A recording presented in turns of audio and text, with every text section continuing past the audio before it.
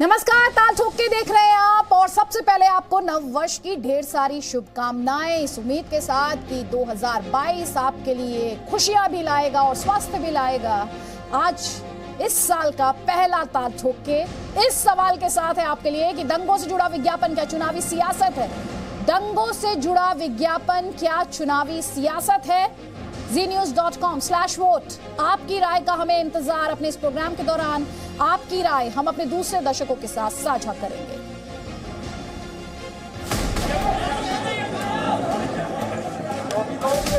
Public property जहां भी damage हुई है, हम इन्हीं उपद्रवियों से इसकी वसूली करेंगे, इनकी संपत्तियों को नीलाम करके इसकी वसूली भी करेंगे। हम लोगों ने कहा था कि अपराध और अपराधियों के प्रति जीरो टॉलरेंस की नीति के तहत सरकार कार्य करेगी।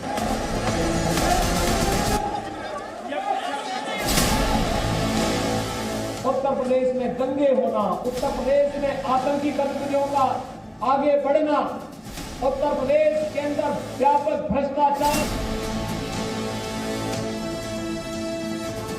पश्चिमी उत्तर प्रदेश को हम लोगों ने दंगा मुक्त एक सुरक्षित क्षेत्र बनाने का कार्य किया है और साथ साथ विकास की बहार पश्चिमी उत्तर प्रदेश के साथ साथ पूरे प्रदेश के अंदर बहती हुई दिखाई दे रही है।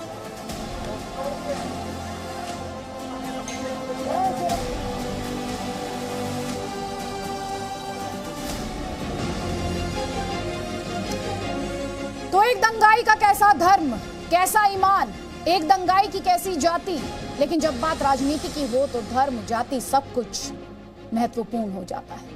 उत्तर प्रदेश की योगी आदित्यनाथ सरकार ने अपनी तारीफ में कई विज्ञापन बनाए। इन विज्ञापनों में किए जा रहे दावों में कितनी सच्चाई है वो हम आप पर छोड़ते हैं, आप खुद तय कीजिए। लेकिन आज की डिबेट उन्हीं विज्ञापनों में से एक को लेकर है जिसके जरिए इस्लामोफोबिया की बात कही जा रही है।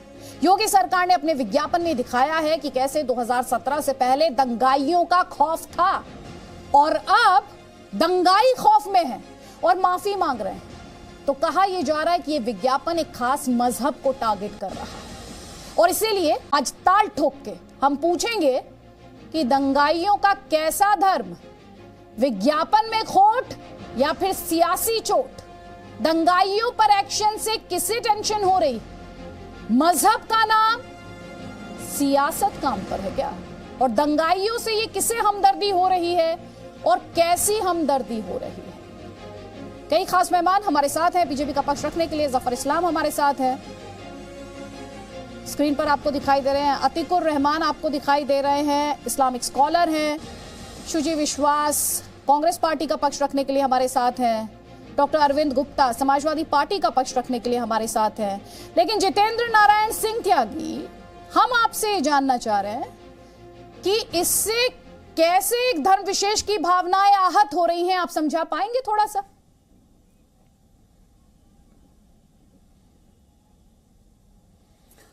देखिए, ये भावनाएं आहत नहीं हो रही हैं, ये एक तासुब है।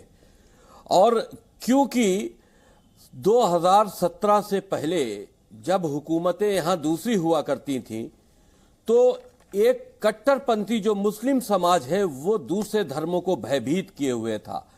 भारतीय जनता पार्टी की हुकूमत आने के बाद लॉ एंड ऑर्डर को कायम किया गया और वो मुस्लिम आतंकी, मैं खुलकर बात करता हूं इसलिए आप इसको बुरा ना माने, मुस्लिम आतंकी जो पूरे प्रदेश में एक आतंक का माहौल बनाए हुए थे उन पर लगाम लगी है। इसलिए कहा जाता है कि मुस्लिम आतंकी, क्योंकि मुसलमानों का एक बहुत बड़ा ऐसा संगठन है जो उत्तर प्रदेश में क्या पूरे हिंदुस्तान में एक आतंकी विचारधारा रखते हुए हिंदुओं का कत्लेआम करना चाहता है। योगी सरकार ने सबसे बड़ा काम यह किया है कि उस आतंक से उत्तर प्रदेश को मुक्त किया है। अब जितेंद्र नारायण जी, आपको इंटरप्ट कर रही हूं मैं, एक सेकंड दीजिएगा सर, मुझे 10 सेकंड्स दीजिएगा। मोहसिन रजा भी हमारे साथ जुड़ गए। सर, आप खुलकर बोलिएगा लेकिन मर्यादित तरीके से बोलिएगा, संयम के साथ बोलिएगा, भड़काने वाली बात मत कीजिएगा और एक धर्म विशेष को लेकर स्वीपिंग जनरलाइजेशन मत दीजिएगा सर। फिर आप खुलकर बोलिए उसके बाद, उसमें कोई दिक्कत नहीं है। लेकिन आपने जो बातें कही हैं, धर्म विशेष कह सकती हैं, सर सुनिए, एक सेकंड सर प्लीज। हमारे साथ मोहसिन रजा यूपी सरकार में मंत्री, वापस आपको फ्लोर दूंगी। जितेंद्र जी, मैं आपको वापस फ्लोर दूंगी। हमारे साथ यूपी सरकार में मंत्री मोहसिन रजा इस वक्त हमारे साथ हैं। मैं उनसे कुछ सवाल लेना चाहती हूँ क्योंकि उनकी सरकार से सवाल जुड़े हुए हैं। मोहसिन रजा, विज्ञापन के जरिए कर रहे हैं ध्रुवीकरण, हैप्पी न्यू ईयर। पहले ही दिन कंट्रोवर्सी। देखिए, अपराध पर अंकुश लगाने वाली पहली सरकार आदरणीय योगी जी के नेतृत्व की सरकार उत्तर प्रदेश में आई, क्योंकि उत्तर प्रदेश में अगर आप देखें समाजवादी पार्टी की सरकार के दौरान 700 दंगे हुए थे, सांप्रदायिक दंगे हुए थे। अपराधियों ने किस किस तरह के अपराध किए थे, अपराध की पराकाष्ठा हुई उत्तर प्रदेश के अंदर। तो आज उत्तर प्रदेश अपराध मुक्त हुआ है, ये आदरणीय योगी सरकार का इकबाल है कि आज उत्तर प्रदेश में हर व्यक्ति अपनी आजादी के साथ में बाहर, चाहे मेरी माताएं बहनें हो, आम व्यापारी हो, आम जन हो, अब किसी को कोई अपराधी आंख उठाकर नहीं देख सकता, क्योंकि अपराधी उत्तर प्रदेश में रह ही नहीं गया है।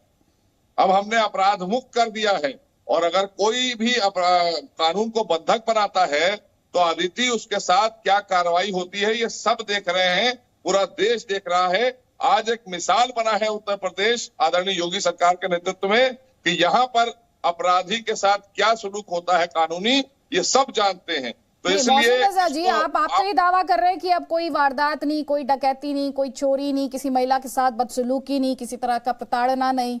सर ये तो आप दावा कर रहे हैं सर, लेकिन मैं आपसे जो सवाल पूछ रही हूँ, विज्ञापन के जरिए ध्रुवीकरण कर रहे हैं आप, ये आपके विरोधी आरोप लगा रहे हैं सर आप पर। विपक्ष के पास अब बचा क्या, ये बताइए आप। उन्होंने 4-4 बार सरकार बनाई है, तो 4-4 बार सरकार बना के आपकी इच्छा शक्ति नहीं थी कि आप यहाँ से अपराध मुक्त करें, भ्रष्टाचार मुक्त करें, यहाँ का विकास करें, यहाँ के नौजवानों को रोजगार दें, लोगों को नौकरियां दें। ये उनकी इच्छा शक्ति नहीं थी। उनकी सरकारों में नौकरी बिकती थी, अपराधी महिमा मंडित होते थे, मंच साझा करते थे मंत्रियों के साथ में, मंत्री बनाए जाते थे अपराधी। तो ये किस मुंह से सपा बस पाया, कांग्रेस के लोग बात करेंगे। आज अपराध मुक्त हुआ है। ठीक है डॉक्टर अरविंद गुप्ता सर, आप रहिए हमारे साथ। डॉक्टर अरविंद गुप्ता ये कह रहे हैं आप किस मुंह से इनसे सवाल पूछेंगे अपराधियों को लेकर, और ये दंगाइयों का धर्म कौन ला रहा है? एनसीआरबी के डाटा के हिसाब से महिलाओं का सबसे ज्यादा जो है उत्पीड़न और उनके ऊपर जो बलात्कार के केस हैं वो सबसे ज्यादा उत्तर प्रदेश में है। आप एनसीआरबी का डाटा निकलवा के देख लीजिए। पहली चीज, अभी हमारे मित्र कह रहे थे कि उत्तर प्रदेश में तो अपराधी हैं ही नहीं। संदीप गुप्ता का अभी अलीगढ़ में मर्डर हुआ, दिन दहाड़े उनकी हत्या करी गई। इससे पहले गोरखपुर में मर्डर हुआ, अजय कुमार टेनी के लड़के ने जो लोगों के ऊपर गाड़ी चला के लोग कुचल के मार दिए, और ये बात कर रहे हैं कि उत्तर प्रदेश को इन्होंने अपराध मुक्त बना दिया। और वही अजय कुमार टेनी आज इनके मंच पे साझा हो रहे हैं। और आपको बताओ उन्हें ज्यादा। और एक चीज सुन लीजिए इनकी जो है, अदिति आपने मुझसे पूछा। जी मैं आपसे पूछ रही हूँ, अभी आप अपराध मुक्त बता रहे थे, आपके अपराध गिनवा रहे हैं। देखिए, मैंने कहा ना कि समाजवादी पार्टी के दौरान आपने अपराध की पराकाष्ठा देखी थी, और आदरणीय योगी जी की सरकार के दौरान उत्तर प्रदेश को अपराध मुक्त देखते हुए अच्छा नहीं लग रहा है लोगों को। इसलिए जो भी कोई घटना एक भी को मिल जाए, ये आपदा में औसत तलाशने वाले लोग हैं कि अगर कोरोना में कोई से बिछड़ गया तो ये उसकी लाश दिखाकर राजनीति करते हैं। लेकिन कितने करोड़ लोगों को वैक्सीन लग गई उस पर चर्चा नहीं करेंगे। अगर 15 करोड़ लोगों को राशन पहुंच गया मुफ्त में घर में, उनको उसके ऊपर चर्चा नहीं करेंगे। ये एक एक्सप्रेसवे की बात करते हैं, हमने 5 बना दिए, हमने ये 2 लाख नौकरी। ठीक है सर, मैं वापस इस डिस्कशन को उस पॉइंट पर लेकर आती हूँ, उस मुद्दे पर लेकर आती हूँ। ये क्यों कहा जा रहा है आपका एक विज्ञापन जो है उसमें इस्लामोफोबिया दिख रहा है, ये क्यों कहा जा रहा है, मैं आपसे समझना चाहती हूँ। देखिए, ये तो उनसे पूछिए जो अपने दफ्तर में समाजवादी इतर बेच रहे थे, और इतर के भीतर क्या निकला ये पूरे देश ने देखा, पूरे प्रदेश ने देखा है। अब इससे ज्यादा छुपा कुछ नहीं है। इसलिए इनको परेशानी हो रही है, क्योंकि इन्हीं के लोग पाले हुए थे, इन्हीं के लोगों से दंगा करवाया जाता था। सीए एनआरसी में कौन लोगों को लेकर निकला था? किसने हमारे नौजवानों को गुमराह करने का काम किया था? किसने देने का काम किया था? अब 370 हट गई है। कश्मीर में पत्थर क्यों नहीं चल रहे? क्योंकि विपक्ष के लोग हमारे जवानों को इस्तेमाल करते हैं। हमें आज बताने का कष्ट जरूर करें। मैं इसके इतना झूठ का बड़ा इन्होंने पुलिंदा खोल रखा है। पुष्पराज जैन जो है पम्मी, वो एमएलसी हैं समाजवादी पार्टी के, समाजवादी इत्र उनका है। पीयूष जैन का समाजवादी इत्र इन भाजपा वालों ने बनाया है।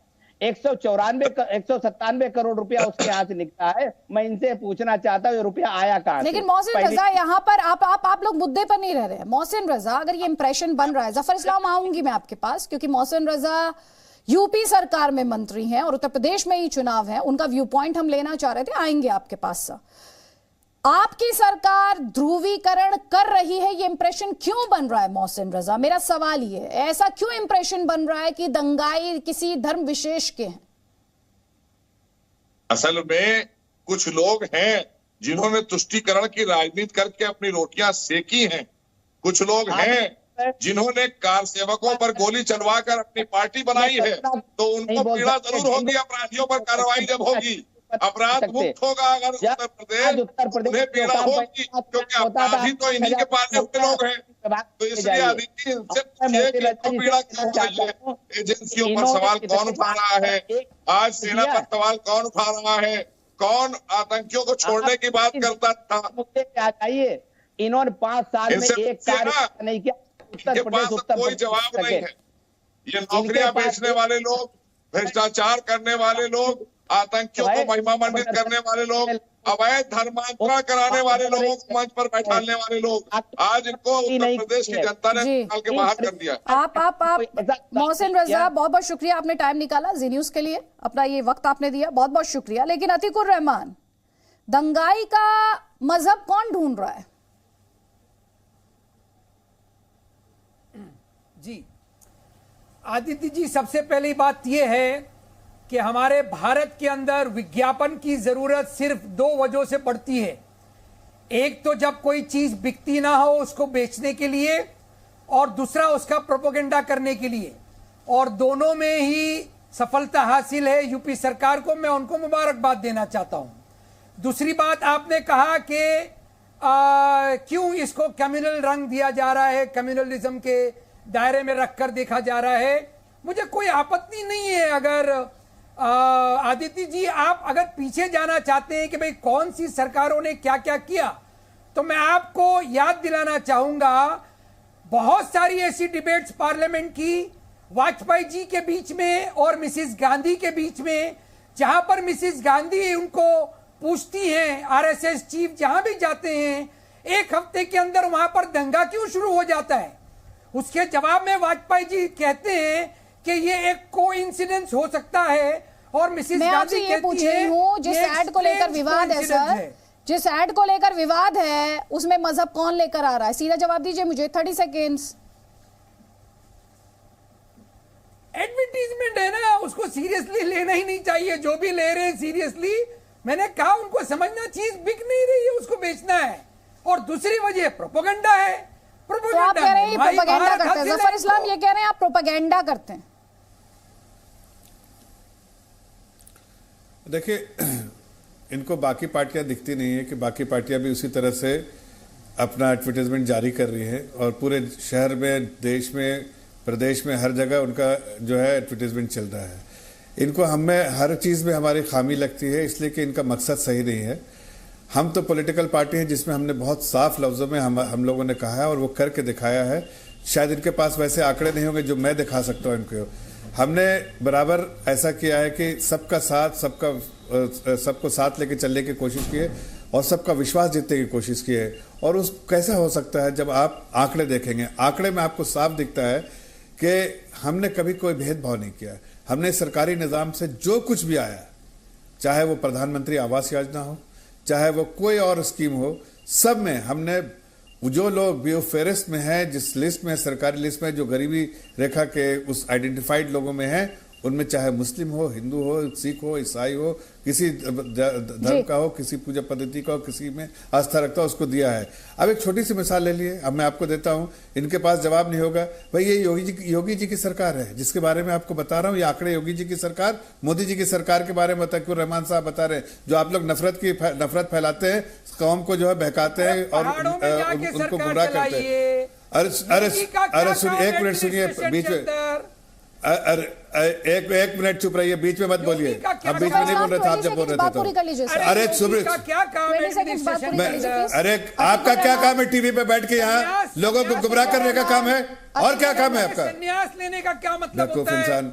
अरे संन्यास लेने का क्या मतलब होता है? आपको किसने भेजा है? जवाब क्यों आपको किसने भेजा यहाँ? आरएसएस चीफ जहाँ जाते हैं वो आपको इसलिए भेजा है, इसलिए भेजा है कि उनको एडमिनिस्ट्रेशन आता है, एडमिनिस्ट्रेशन आता है और एडमिनिस्ट्रेशन वो अच्छा से कर पा रहे हैं। सरकार ने इसी सरकार उनकी लीडरशिप के अंदर में वहां से कचरा जो है कचरा खत्म कर दिया है और वहां अब आप देखिए हर तरह से तरक्की के रास्ते पे यूपी दौड़ रही है, इसलिए कि आप जैसे मानसिकता के लोगों को उन्होंने ठीक कर दिया, बस और कोई बात नहीं है। ऑक्सीजन का बाद में देना। सोचिए, अरे चुप तो रहिए, आप बेवकूफ जैसे क्यों बीच में? हॉस्पिटल में बच्चे क्यों मरे? पहले आप 100 से ज्यादा सुनिए, बच्चे। मैं बता रहा हूं, इस तरह से डिबेट नहीं कर पाओगे प्लीज। जफर इस्लाम 20 सेकंड आप बात पूरी कीजिए, उसके बाद मैं शुचि विश्वास को फ्लो दूंगी। प्लीज 20 सेकंड्स बात पूरी कीजिए। कुछ आंकड़े में बताना चाह रहा हूं। देखिए, जैसे एक मुरादाबाद डिस्ट्रिक्ट है, 50% वहां मुस्लिम आबादी है, लेकिन अगर आप देखिए कि वहां पर कांग्रेस की सरकारों ने और समाजवादी पार्टी की सरकारों ने मुस्लिम समाज को कितना नीचे छोड़ दिया था कि वहां पर जो सरकारी निजाम से जो स्कीम से जो आया है उसके जो लाभान्वित लोग हैं, जो बेनिफिशियरी हैं, उसमें 65% मुस्लिम समाज के लोग हैं। इसलिए कि हमने भेदभाव नहीं किया, हमारी सरकार योगी जी की भेदभाव नहीं किया, इनकी मानसिकता के रहते हैं।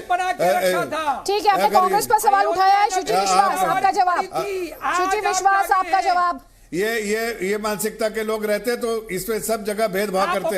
ये कैसे आतिकुर रहमान भेदभाव वाले शुचि विश्वास प्लीज, उसके बाद जितेंद्र नारायण त्यागी। सुनिए अतीक साहब, एक तो आपको कोई किसी ने यहाँ पर कोई अधिकार नहीं दिया, बोलने अधिकृत नहीं है, खुद ढोल बजाना चाहते हैं मुस्लिम समाज, तो आपको पहचानते भी नहीं कौन है आप।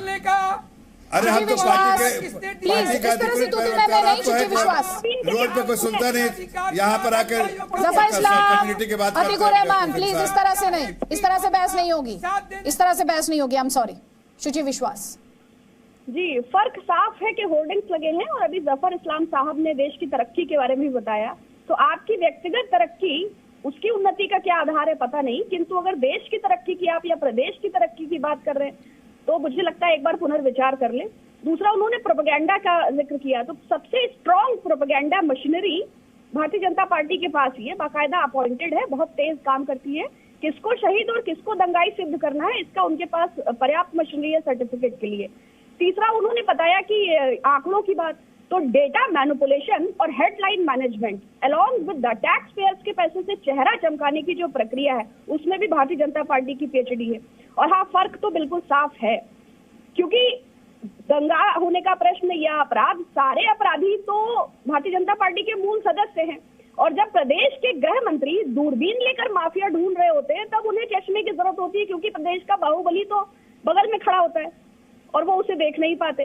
तो उत्तर प्रदेश की योगी आदित्यनाथ सरकार जो ठोको नीति और एनकाउंटर पॉलिसी लेकर आई थी, जो ये गाड़ी पलटने का सिलसिला है, जो जेलों में गैंगवार है और जो जेलों आपसे सवाल क्या पूछ रही हूँ, आप किस लेवल पर चले जा रहे हैं? कोई सवाल का जवाब या तो आप लोगों के पास है नहीं, आप उस मुद्दे को एड्रेस नहीं करना चाहते इस डिस्कशन में। जितेंद्र नारायण सिंह त्यागी, राजनीति होती है मुसलमानों के इर्द गिर्द ध्रुवीकरण की कोशिश, उनके तुष्टीकरण की कोशिश, लेकिन जब सीधा सवाल उनके विकास से जुड़ा हुआ पूछा जाए तो कोई नेता जवाब नहीं देना चाहता। इस विज्ञापन को लेकर इतना विवाद है, लेकिन इस डिस्कशन में बैठकर कोई इस पर सीधे तौर पर बात नहीं करना चाहता। ऐसा क्यों है?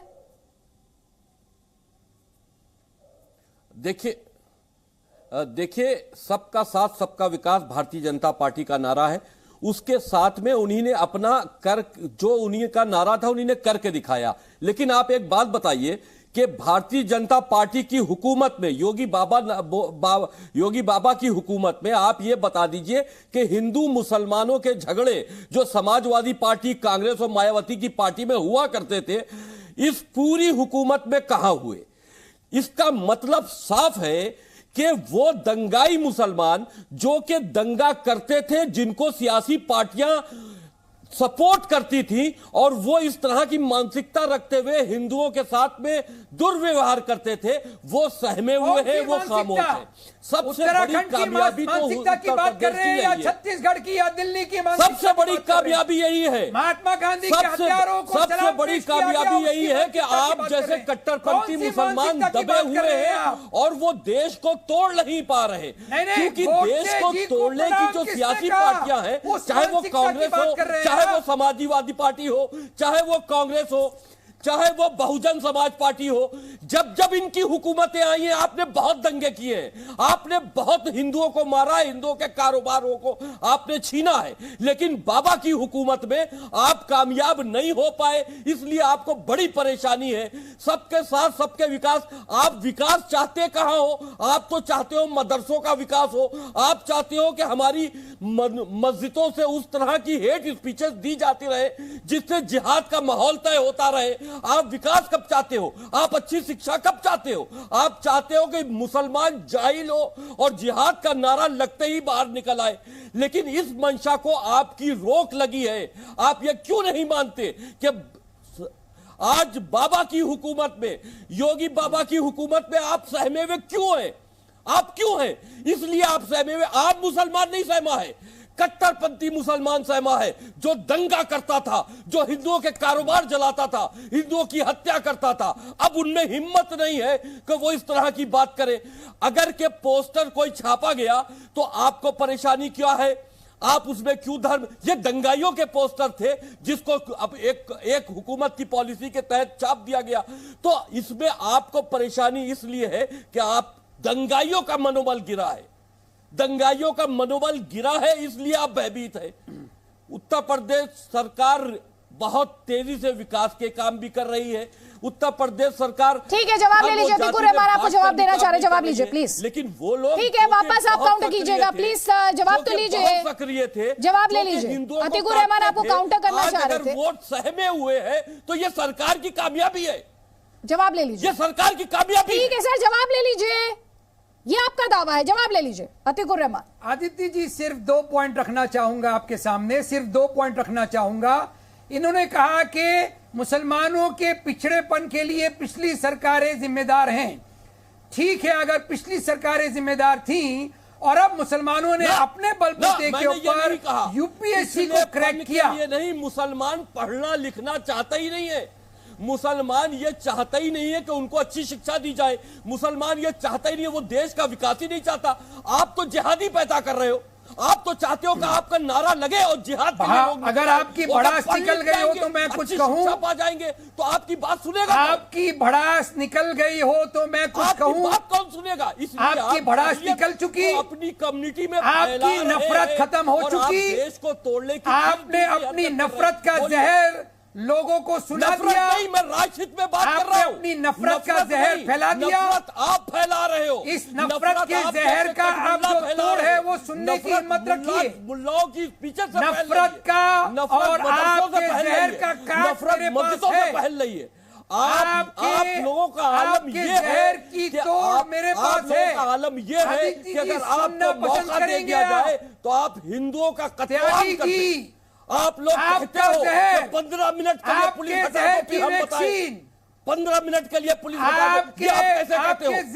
नसरुद्दीन शाह ने कैसे कह दिया कि गृह युद्ध होगा, गृह युद्ध होगा, 20 करोड़ मुसलमान फैलता जाएगा। क्या मतलब हुआ कि 20 करोड़ मुसलमान मौत हो जाएगी, जहर फैल गया 20 करोड़ मुसलमान लड़ के क्या करेगा? हिंदुओं का अतिकुर रहमान किस तरह की बातें कर रहे हैं? मौत हो जाएगी सर, किस तरह के शब्दों का आप इस्तेमाल कर रहे हैं? मौत हो जाएगी, ऐसा हो जाएगा। सर प्लीज तार्किक तौर पर आप लोग बात कीजिए, तार्किक तौर पर आप बात कीजिए, तार्किक तौर पर बात कीजिए भयभीत है प्लीज। ये भय, ठीक है, अब आप जवाब तो लीजिए जितेंद्र नारायण सिंह जी। ये भय होना चाहिए। जितेंद्र नारायण सिंह त्यागी, जवाब तो लीजिए।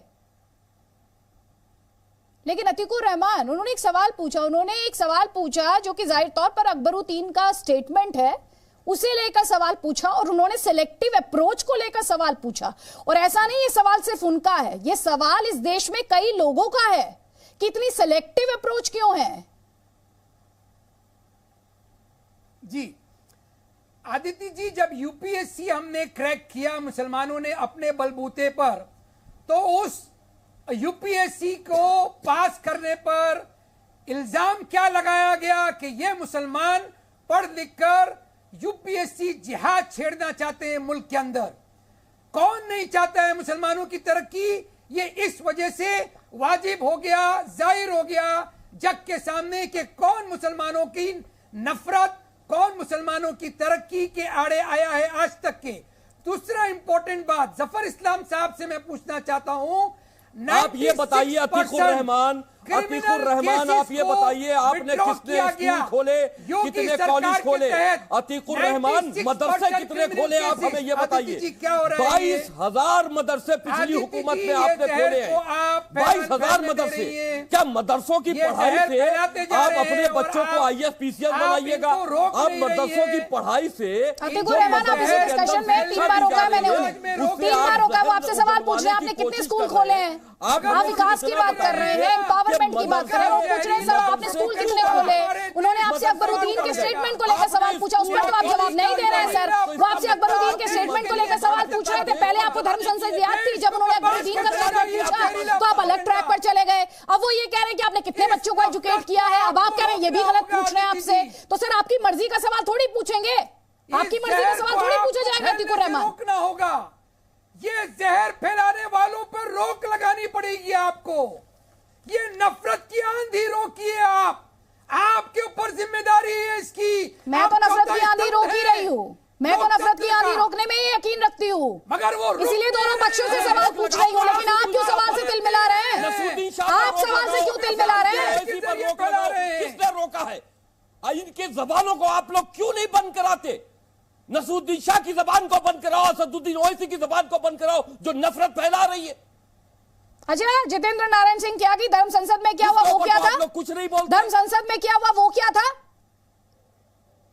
आप जिस बात के लिए दूसरों पर उंगली उठा रहे हैं उस बात के लिए आप खुद कटघरे में खड़े होते हैं। देखिए आदित्य जी, धर्म संसद में हिंदुओं को किस तरह से संगठित किया जाए और अपनी आत्मरक्षा कैसे की जाए इसकी बात हुई है। यह सबको बहुत बुरा लग गया। आत्मरक्षा की बात कर दी गई तो बहुत बुरा लगा। उन लोगों को बुरा लगा सर, इस देश में संविधान के दायरे से बाहर जो भी बात की जाएगी वो इस देश को बुरी लगनी चाहिए। इस देश में संविधान के दायरे से बाहर जो भी बात की जाएगी वो बुरी लगनी चाहिए सर, चाहे वो बात आपके हिसाब से कोई भी कर रहा हो सर, और चाहे वो बात आप खुद कर रहे हैं। रक्षा की बात हुई, हर बार सवाल उठेगा। अतीकुर रहमान जिन्होंने सवाल पूछा, चाहे वो अकबरुद्दीन के स्टेटमेंट को लेकर सवाल रहा हो या उन्होंने बच्चों की एजुकेशन को लेकर सवाल पूछा, उसका जवाब दीजिए जल्दी से। 30 सेकंड है आपके पास, उसके बाद दूसरे पैनलिस्ट प्लीज। आदित्य जी, मैं कई बार कह चुका हूं कि मुसलमानों के साथ में तमाम पॉलिटिकल पार्टीज ने सिर्फ एक ही रोल निभाया है, वो है वोट बैंक का। और आप मुसलमान जान गए हैं कि हमको वोट बैंक इस्तेमाल करके हमको वर्गलाया गया है। अब हम पीछे नहीं हटेंगे, चाहे आरक्षण हो या ना हो। मुसलमानों को तरक्की हासिल करने से कोई नहीं रोक सकता, लेकिन इनसे आपको पूछना पड़ेगा कि यूपीएससी जिहाद का नारा किसने दिया? सवाल है, यूपीएससी जिहाद का नारे का समर्थन किसने किया? ये लोग थे, इनका संगठन था, इनकी सरकार थी, इनके चीफ मिनिस्टर थे, इनके डेप्यूटी चीफ मिनिस्टर थे, जिन्होंने यूपीएससी जिहाद का नारा दिया। अगर उन लोगों ने वोट बैंक की तरह आपको इस्तेमाल किया है, इन्होंने प्रोपेगेंडा किया मुसलमानों के खिलाफ, डालते ही क्यों है? समाजवादी पार्टी को मुसलमान वोट डालता है, कांग्रेस को मुसलमान वोट डालता है, बहुजन समाज पार्टी को मुसलमान वोट डालता है। अगर इन लोगों ने आपके वोटों का इस्तेमाल आपकी बर्बादी के लिए किया है तो आप किस वजह से इनको वोट करते हो? हिंदुत्व को मारने के लिए, आपको शक्ति देने के लिए? इस फैक्ट को नजरअंदाज नहीं किया जा सकता। बताओ ना, हिंदुओं को कत्लेआम करने के लिए आप इन पार्टियों को वोट डालते हो? में कोई सूंघने वाला नहीं था। आप खुद कह रहे हो कि इन सियासी पार्टियों ने वोट बैंक से इस्तेमाल किया है। अगर ठीक है, आपने समाजवादी पार्टी और कांग्रेस पार्टी से सवाल पूछा है। डॉक्टर अरविंद गुप्ता, एक जवाब आपका, उसके बाद शिक्षी विश्वास, प्लीज जल्दी जल्दी। ठीक है अतीकुर रहमान जी, इतना वक्त मैंने आपको दिया, आप सिलसिलेवार तरीके से 4 सवाल का जवाब नहीं दे पाए सर। आदित्य जी, अब आप ऐसी देख रही हैं, इस टाइम जो डिबेट चल रही है उससे मूल मुद्दों से हम भटक गए। आज हम ना तो रोजगार की बात कर रहे हैं, ना हम कोरोना की जो तीसरी लहर अभी हमारे दरवाजे पे खड़ी है उसकी किसी भी व्यवस्था की बात आज हम नहीं कर रहे। मैं आपकी क्लैरिटी के लिए बता दूं, आज के डिबेट का टॉपिक है जो दंगाई का धर्म ढूंढ रहे हैं, जिन्हें ऐड में धर्म दिखाई दे रहा है, टॉपिक ये है सर। देखिए, मैं आपको अदिति जी बता दूं, दंगाइयों का कोई धर्म नहीं होता। समाजवादी पार्टी इसके बिल्कुल खिलाफ खड़ी है। कोई भी दंगाई हो उसे प्रशासन के द्वारा जो है जो बीजेपी तो लगातार आप पर ये आरोप लगाती रही है, होता है बीजेपी आप पर लगातार यही आरोप लगाती रही है ना। बिल्कुल नहीं, मैं इस बात से सहमत नहीं हूँ। दंगाइयों का धर्म होता है, दंगाइयों का धर्म होता है। दंगाई मुल्ला है, दंगाई वो लोग हैं जिनका आप वोट बैंक लेते हो, जिनको आप वोट बैंक का इस्तेमाल करते हो, आप उनको ताकत देते हो, वो दंगाई है। आप दंगा करवाते हो, उनको वोट बैंक यूनिवर्सिटी के खिलाफ कार्रवाई क्यों नहीं करी? हिंदुओं को मरवाते हो। यूनिवर्सिटी आपकी एक बी पार्टी की तरह काम करते हैं। आप बताओ ना, आप मुसलमानों को आपने कितना बढ़ा के दिया? आपको मुसलमानों का वोट चाहिए ना, लेकिन मुसलमानों की तरक्की आपने क्या की? आपने मुसलमानों को आतंक की विचार नहीं किया। आपने मुसलमानों को इस तरह की इतना जबरदस्त बढ़ा दिया है कि आज उत्तर प्रदेश के लोग ट्राई कर रहे हैं। आपने महंगाई को मुश्किल हो गए। आप केवल अपने एक बात पे कह रहे हुए हैं, आपको वोट चाहिए। मुसलमान आपको वोट दे और मुसलमान आज हमें रोटी भी चाहिए, हमें इलाज भी चाहिए, हमें सुरक्षा भी चाहिए, हमें सड़कें भी चाहिए, हमें शिक्षा भी चाहिए। हमें केवल आपकी जो बात है उससे आपको अगर यही केवल चीज समझ में आ रही है, मैं एक चीज समझ लीजिए, भारत एक संवैधानिक तरीके से चलेगा और हर धर्म का यहाँ उतना ही सम्मान होना चाहिए जितना कि एक संवैधानिक और धर्म निरपेक्ष देश में होता है। ऐसे नहीं कहा जा सकता कि हर आदमी अपनी घंटी बजाता है। आप तो धर्म का इस्तेमाल करते हैं। बात करिए, आप धर्म को सम्मान कहाँ देते? अगर आपने धर्म को सम्मान दिया होता तो आपकी हुकूमत में इतने दंगे ना हुए होते। एक बात बताइए, की बात कर रहे हैं, बताइए धर्म की परिभाषा क्या है? बढ़ावा दिया है। आप बड़ी बड़ी बातें कर रहे हैं कि आप धर्म को सम्मान देते हैं। की परिभाषा क्या है? आप बताइए हमें, भारत का धर्म जो है किससे पढ़ा जाएगा? वेदों से पढ़ा जाएगा या पुराणों से पढ़ा जाएगा? आप वेदों के हिसाब से आ जाइए तो धर्म ही सत्य है, सत्य ही धर्म है। अब आप अपने गिरेबान जाके देख लीजिए कि कितना सत्य आप लोग बोल रहे हैं। ये आपको समझना चाहिए, ये आपको समझना चाहिए। समाजवादी पार्टी जितेंद्र नारायण सिंह त्यागी, एक तो सर सुन लीजिए, मैंने आपसे पहले ही कहा संविधान के दायरे से बाहर कोई बात नहीं करेंगे आपसे। ये दंगाइयों का धर्म होता है आपकी नहीं हो, नहीं ये कोई धर्म नहीं होता है। एक सेकंड सुन लीजिए ना सर, बात नहीं की है। नहीं सर, मुसलमानों के वोट तो इनको चाहिए है, लेकिन तो ठीक है, मुसलमानों को वोट बैंक बताना और दंगाइयों का धर्म बताना दो अलग बातें होती है सर, दो अलग बातें होती है। लेकिन सवाल यहाँ पर है जफर इस्लाम, वो सवाल ये है तो वही तो मैं कह रहा हूं कि ध्रुवीकरण की कोशिश आपकी सरकार द्वारा की जा रही है। इन्हीं ने मुसलमानों को दंगाई बना दिया, इन्हीं ने मुसलमानों को दंगाई बना दिया, इन्हीं ने उनको विकास कब दिया? फिर से एकदम विशेष के साथ दंगाई बना दिया। Sir please no sweeping generalisations please, no sweeping generalisations, no sweeping generalisations please. Zafar Islam क्या नहीं है इनकी आज खोखली इन्हें अच्छे से पता है 2022 में। जवाब सुनिए ना आप सर, जवाब सुनिए। बीजेपी से सवाल पूछ रहे थे अरविंद जी, जवाब सुन लीजिए। आदित्य जी फिर से सवाल कीजिए। इस तो बार बार इस तरह से बीच में टीका टिप्पणी हो रही है कि एक दूसरे की बात ही नहीं सुन पा रहे आदमी। जरा सवाल करें आप। और सर हम ये कह रहे हैं कि विज्ञापन को लेकर जो ध्रुवीकरण का आरोप आपकी पार्टी पर लग रहा है उस पर जवाब, इसे इस्लामोफोबिया से क्यों जोड़ा जा रहा है? देखिए जब हमारी पार्टी कोई ध्रुवीकरण, मैंने आपको एग्जाम्पल दे के कहा कि हमें पेंट किया जाता है इस तरह से कि हम ध्रुवीकरण करना चाहते हैं, हम नहीं करते हैं। जो पार्टियां करती हैं उनको देखना चाहिए अपने गरीबा में झांक के। इसलिए कि आपको तो हमने मिसाल दे के कहा, एग्जाम्पल दे के कहा कि हमारी पार्टी कोई भेदभाव नहीं कर चाहती, हम सबके साथ सबका विकास। हमारे पास हम एक कॉन्स्टिट्यूशन के साथ डेमोक्रेटिकली प्रोसेस से हम इलेक्टेड गवर्नमेंट है। हमारा कर्तव्य है कि लोगों की सेवा करें, लेकिन जो लोगों की सेवा करने में बाधा आती है वो वैसे लोग जो एंटी सोशल एलिमेंट्स होते हैं, जो सोसाइटी के लिए कहीं ना कहीं सोसाइटी के खिलाफ रहे, बिना धर्म बिना आस्था देखे हुए, उनके साथ जिस तरह से कानून इजाजत देता है हमने सख्ती से, आदरणीय योगी जी ने उसका पालन करते हुए किया है। अब इसमें किसी को धर्म दिखता है तो अलग बात है, किसी को वो दिखता है तो अलग बात है। शुचि जी ये कह रहे हैं हमने जिन्होंने अनलॉफुल एक्टिविटी की, जिन्होंने नुकसान किया, जिन्होंने दंगे किए, हमने उनके खिलाफ एक्शन लिया, इसमें धर्म कौन लाया? हम तो नहीं लाए।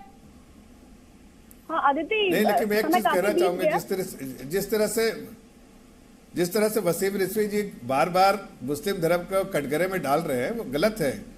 सर उस पर ऑब्जेक्शन दर्ज कराया गया, सर आपत्ति दर्ज कराई गई, सीधे तौर पर सवाल पूछा गया सर उस पर। नहीं हमारी एक मिनट हमारी पार्टी में कोई इस तरह की सोच है न इस तरह का करते। आपको हम मंत्री जी को आपने सुना, उन्होंने भी कहा कि हम सिर्फ अपने कर्तव्य का पालन कर रहे हैं, धर्म और कोई लेना देना नहीं, सबका साथ सबका विश्वास, और उसी चीज को आप पालन कर रहे हैं।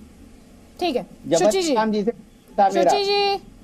जी जी देखिए, जो भारतीय जनता पार्टी और राष्ट्रीय स्वयंसेवक संघ का स्कूल ऑफ थॉट है वही सांप्रदायिकता और ध्रुवीकरण पर आधारित है। तो जब फॉसिस्ट ताकतें सत्ता में है और उनकी राजनीति का आधार ही ध्रुवीकरण है, तो जाहिर सी बात है कि उनका एजेंडा अरे भाई अपने बारे में जरा अपने गरीबा में जाके देखिए, अपने गरीबा में जाके रखिए, सारे जितना राइट आप लोग को तमीज नहीं है, आपको तमीज नहीं है। अपने बारे में पूछ रहा तो आप खाली अरे कांग्रेस के बारे में बताइए, आपसे कांग्रेस के बारे में पूछा जा रहा है, अपने बारे में। खोखली पार्टी है, खोखली पार्टी इसलिए नहीं बोल पा रही है, आपके पास कुछ बात नहीं के धर्म की बात। अरे भाई आपसे अपने पार्टी का, आप अपने पार्टी के बारे में बताइए, आपसे पूछा जा रहा है अपने पार्टी का, बार बार भारतीय जनता पार्टी, बार बार भारतीय जनता पार्टी। कोई पार्टी में अपने पार्टी के बारे में कुछ कहने के लिए नहीं तो कह दीजिए, मेरी पार्टी इस लायक नहीं कि मैं कुछ कह पाऊँ। जवाब ले लीजिए जफर इस्लाम, सवाल क्या पूछा, जवाब लीजिए, उनका जवाब अपनी पार्टी के बारे में देना, भारतीय जनता पार्टी के बारे में, आपसे भी सवाल है अपने पार्टी के बारे में। तो सुनो, मैं 2 मिनट में बताऊं, अपनी बात को खत्म कर रही हूँ। आपकी बात को मैंने अवरोध नहीं किया, मैंने आपको धैर्य से सुना, मैंने ध्रुवीकरण की व्याख्या की। आप अपने अध्ययन करें, गुलवंतर से सावरकर तक के हिंदुत्व को पढ़ लीजिएगा। अभी सॉफ्ट हिंदुत्व आजकल राहुल गांधी ट्वीट्स के माध्यम से, अपने बयानों के माध्यम से जिसकी बात करें, शुचि जी उस पर भी जवाब दीजिएगा मैम। आपने दंगाइयों के धर्म की बात की, दंगाइयों का धर्म नहीं होता, दंगाइयों की पार्टी होती है। आप लोग रहती है और दंगाइयां जाते हैं तब भी वो धर्म संस्कृति, हमने कोई धर्म की बात नहीं की, हमने कोई धर्म की बात नहीं की, हमने कहा दंगाई एंटी सोशल एलिमेंट्स करते हैं। एक अल्फाज में बताइए, आपने कॉन्स्टिट्यूशनल बॉडी और डेमोक्रेटिक प्रोसेस का जिक्र किया, आप बताइए कि गांधी के अपमान पर आप खेल से व्यक्त करते हैं या आप गोडसे के साथ खड़े हैं? आप में और जितेंद्र त्यागी में क्या फर्क है? आप किसी भी धर्म में रहे, आप धर्म के दो ही हैं, जिसमें भी हिंदुत्व को धारण करिए, कम से कम शांति और सौम्यता को स्थापित करें। आप लोग समाज के जहरीले तत्व हैं, आप लोग अपनी टॉक्सिक मानसिकता को समाज में जहर घोलने के लिए इस्तेमाल करते हैं, अपनी निजी महत्वाकांक्षाओं को पूरा करने के लिए। आप धर्म परिवर्तन करें या आप राज्यसभा बन जाए। जो व्यक्ति मनुष्य होने के लायक नहीं है, वो कितने भी बड़े पद पर विद्यमान हो, वो गरीब का आदमी है, वो कितने भी धर्म संचालक में वो भागी बने, वो द्रोही है, वो किसी भी धर्म का हो। हाँ, आप स्वीकार करते हैं द्रोहियों को, अपने घर में भी उनका स्वागत नहीं करते। आपकी आवाज में क्लैरिटी नहीं है, एक जल्दी से कमेंट जितेंद्र नारायण सिंह त्यागी आपका लेंगे। जितेंद्र नारायण सिंह त्यागी, जैसे कि मैंने पहले भी कहा, जिस बात के लिए आप दूसरों पर उंगली उठाते हैं वही आरोप जब आप पर लगने लगते हैं तो फिर आपके पास क्या मॉरल ग्राउंड बचता है? और स्वीपिंग जनरलाइजेशन से क्या समाधान निकलेगा?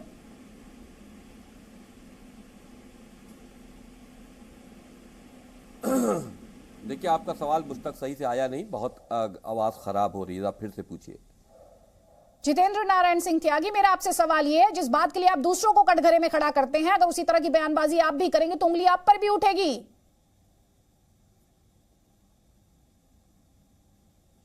देखिए, हम किसी दूसरे को कटघरे में नहीं खड़ा करते, हम कभी भी मुसलमानों को, संपूर्ण मुसलमानों को कटघरे में नहीं खड़ा करते।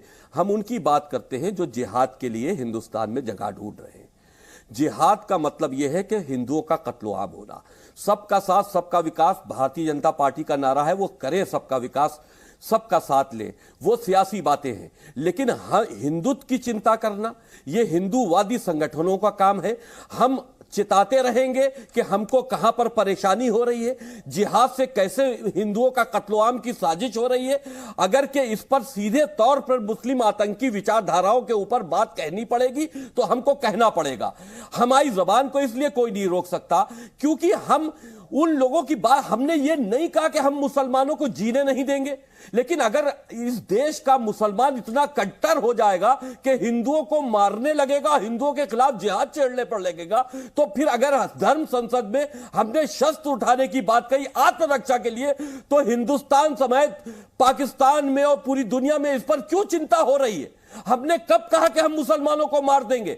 हमने यही बात कही कि अगर के जिहादी हम पर हमला करेंगे, हिंदुओं को खत्म करने की साजिश करेंगे, तो हम शस्त्र उठाएंगे आत्मरक्षा के लिए। यह संवैधानिक अधिकार है। इस पर इतनी चर्चा इस देश में पुलिस नहीं तो है, ये धर्म को और अधर्म को बांटने की बात आप मुझे ये बताइए, मैंने आपसे पहले ही कहा था कि संविधान के दायरे से बाहर बात नहीं होनी चाहिए। देखिए, बिल्कुल संविधान के दायरे में बात होनी चाहिए। फोर्स है, पुलिस भी है, संविधान भी हमको आत्मरक्षा का अधिकार देता है। लेकिन नसूरुद्दीन शाह जैसे लोग अगर गृह युद्ध की बात कर रहे हैं और कह रहे हैं 20 करोड़ मुसलमान लड़ेगा, तो इसका क्या मतलब हुआ भाई? हम अगर हमारा घर कोई जलाने आ जाए तो क्या मुझे नहीं सर, ये डराने वाली सियासत है। घर बचाने का ये डराने वाली बातें आप कर रहे हैं सर। लेके मेरी गर्दन नहीं, जितेंद्र नारायण सिंह त्यागी, आप डराने वाली बातें कर रहे हैं सर। ये आप डराने वाली बातें कर रहे हैं। जवाब दे रहे हैं। डराने वाली बात नहीं, मैं असलियत कह रहा हूं। अगर असलियत कहो तो लोग डरने लगते हैं। असलियत कहो तो लोग डरने लगते हैं। संविधान को फिर क्यों मानते हैं आप? संविधान मानते हैं कि नहीं मानते हैं? असलियत है वो कही, आप इसको क्यों डर की निगाह से देख रही हैं? जफर इस्लाम 20 सेकंड्स। आदित्य जी, मैं जवाब देखिए, मैं ऐसे व्यक्ता कहना चाहता हूं। देखिए, बहुत संक्षेप में कि यहां इस देश में संविधान है और लॉ ऑफ द लैंड है।